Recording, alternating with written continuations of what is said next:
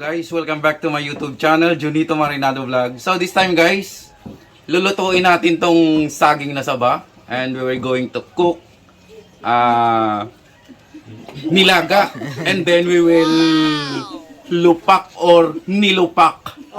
So kung bago kayo or napadaan sa channel ko, please don't forget to subscribe and click the bell button so that updated tayo sa mga videos natin.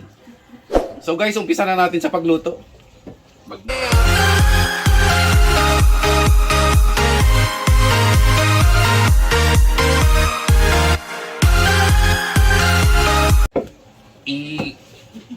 Tanggalin natin sa kwan yung bawat isa at ilagay natin siya sa kaldero, then ilaga natin sa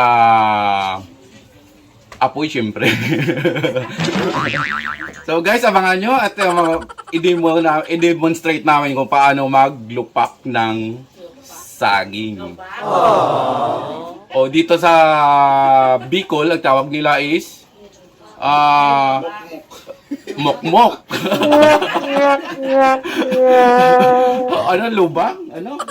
Lubak. So, whatever terms that, titikman na lang natin, guys. A few moments later. So guys, ito na yung ating saging na saba. And ilulupak natin siya, guys. So, balatan muna natin. So, ito, balatan na, guys. Diretso na dyan.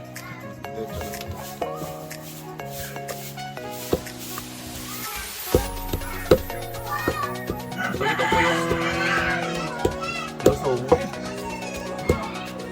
So almeres yan ang malabad maliit.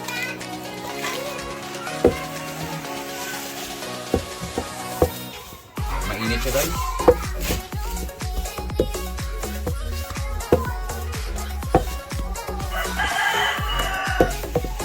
That.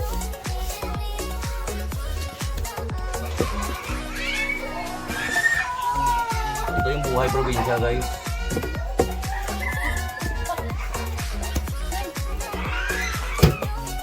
Pwede rin ito pang negosyo eh. Pwede to.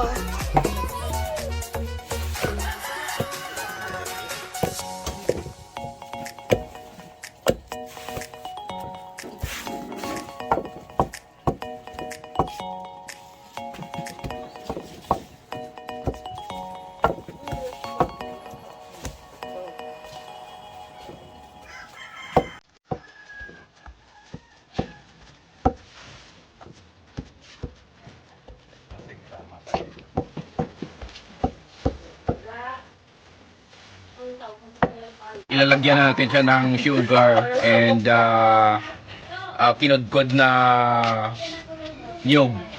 So ilalagay na natin siya dito, guys. So wasan din na. Ang pangani. O yung anam-namon pa na namin. Na nani. Ikaw nga na ginagamot mo.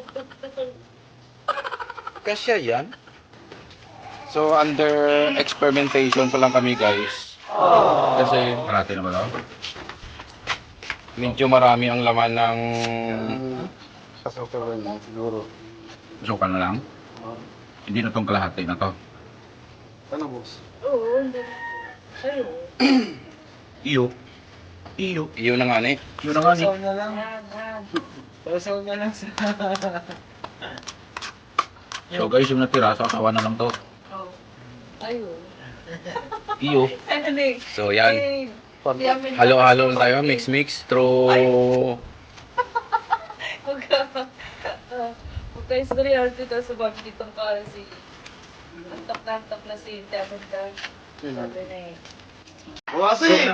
Mapa na, ititikman na natin, guys, kung anong lasa nito. Ang ano? Mukmuk. Mukmuk. Tikman natin na kung anong lasa na yung mukmuk. Pero sa akin, okay. So, masiramon ini. Okay na. Masiramon, guys. Don't forget to subscribe, Junito Marinado Vlog, and click that bell button so that updated tayo sa mga videos at mga luto natin. Magluluto tayo ng mukmuk. So guys, ito na yung ating finished product. Perfect for coffee